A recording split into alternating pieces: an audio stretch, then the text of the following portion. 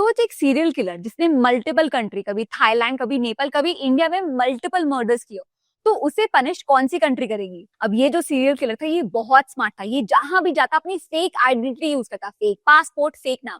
और एक ही पैटर्न था इसका, हर जगह टूरिस्ट को, बैकपैकर्स को टारगेट करता। पहले उनसे दोस्ती करता, उनसे मदद करता और फिर उन्हें जहर देके मार देता और उन्हीं की आइडेंटिटी अगले क्राइम के लिए यूज करता। अब इंडिया में 60 फ्रेंच स्टूडेंट को जमाल घोटा, स्लीपिंग पिल देने, एक फ्रेंच टूरिस्ट और एक इजरायली टूरिस्ट के मर्डर में उसे अरेस्ट करके तिहाड़ जेल में रखा गया। अब इसी की पैरेलली थाईलैंड में मल्टीपल मर्डर करने के कारण इसे फांसी की सजा दी गई थी। तो थाईलैंड और इंडिया के बीच में ये डील हुई थी कि कुछ साल की सजा वो इंडिया में गुजारेगा और उसके बाद इंडिया उसे थाईलैंड भेजेगा फांसी की सजा के लिए। और इसके बारे में इस सीरियल किलर को पता था, तो पता है उसने क्या किया? तो थाईलैंड में फांसी की सजा से बचने के लिए वो तिहाड़ जेल में कैदी रहते हुए उसने अपनी बर्थडे पार्टी का झांसा देते हुए सबको मिठाई खिलाई, जिसमें उसने स्लीपिंग पिल्स मिला दी थी। कैदियों को, वार्डन्स को, सबको सुलाकर वो तिहाड़ जेल से एक गाड़ी और 4 कैदी लेके फरार हो गया। ऐसा उसने इसलिए किया क्योंकि इंडिया में जेल तोड़ने की सजा 10 साल की है।